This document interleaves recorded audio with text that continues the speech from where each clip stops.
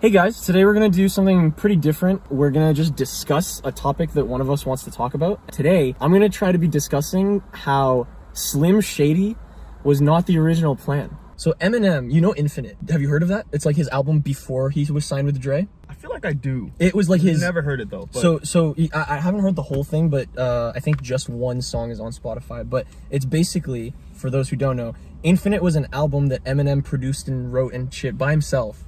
In Detroit, he was selling it out of the trunk of his car. Yes, this is the album. Yeah, this is the album. That album, if you listen to Infinite, it's very, like, it is, like, about personal shit. But what happened is nobody fucked with that.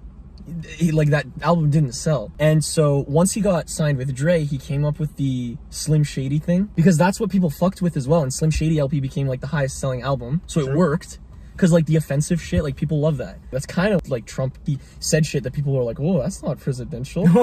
So, it's like, people like that shit for some reason. Eminem puts out Slim Shady, this character that's absolutely obscene. It sells, people love it. And then he, in his earlier albums, he'll, like, sprinkle in a little bit of that, like, true Eminem that he wanted. Right. Now that he's big, now he even tried to retire Slim Shady. You know, like, he didn't want to do Slim Shady anymore. And he even talked about it. He's like, you guys are always talking about bringing Slim Shady back, but it's like, no, like, Shady's done. I don't want to do it. And Music to Be Murdered By isn't the old school shit that he used to do. No, it just has a little zest of it. Except for Alfred's theme, which is dead ass just slim. That's my theory, basically, that Eminem didn't plan on Slim Shady or plan to be that kind of rapper, but maybe it's because he came from Detroit. Maybe it's because he was, like, the first real white rap. Like, we won't count Vanilla Ice. Like, he was the first real white rapper. It was hard. He had to kind of do something that stood out. He couldn't just, like, rap about struggling and shit like that. True. No one fucked with that. They're gonna look at him like, you struggled. Did I tell you Mike Tyson has a quote that he says Eminem's the only person that knows what it's like to be a black person? You're the only white guy that knows what it's like to be a nigga. Only white person? Yeah. What do you think of that? I don't know.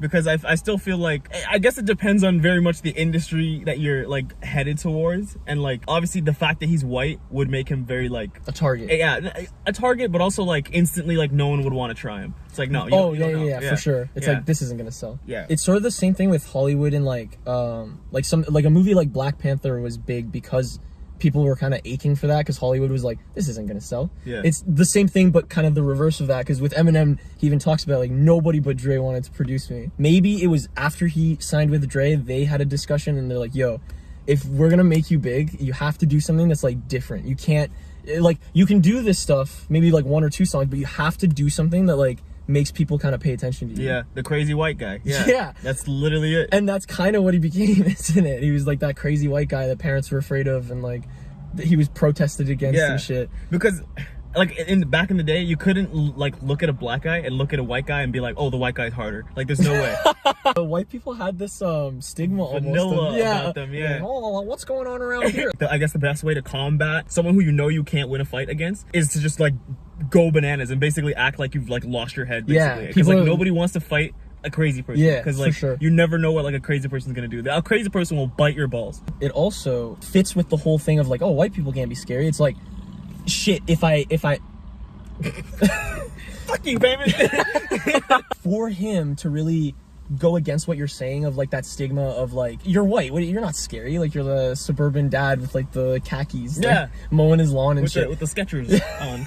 Yeah, the dude who goes on tour trips with, like, the camera around his like, there's, like, a little bit of sunscreen on his, just right here and right here, the one of those, like, Jurassic Park hats, but he's transition lenses. they're wearing Hawaiian shirts.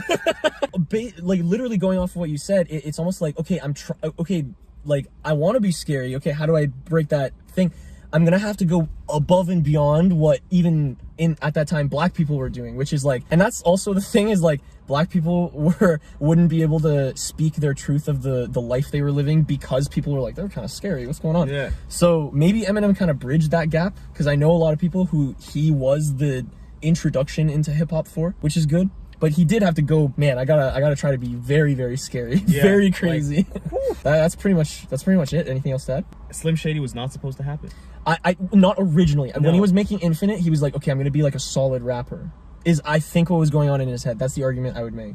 But nobody was fucking with it. I feel like he had a lot of fun though, for, like, at least for the time. And then it was like, okay, I'm getting a lot of, like, hate for this, and I'm like growing up. I should. He even says it in a line in one of his songs. He says, "I've created a monster because nobody wants to see Marshall no more. They want Shady." Like, Yeah. So maybe you're right. Maybe he did enjoy it after he saw how successful he was. He's like, "Oh shit! Like, I made it. Like, so now people are gonna listen." Exactly. You know? Maybe he didn't actually like the rap, like the persona, but he did like the money that the persona was like. Exactly.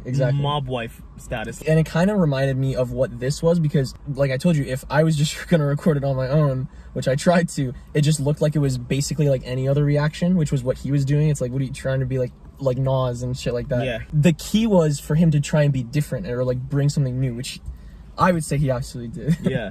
At least just to get eyes on you and then like show them like you're actually like really good. So that was I guess the thought.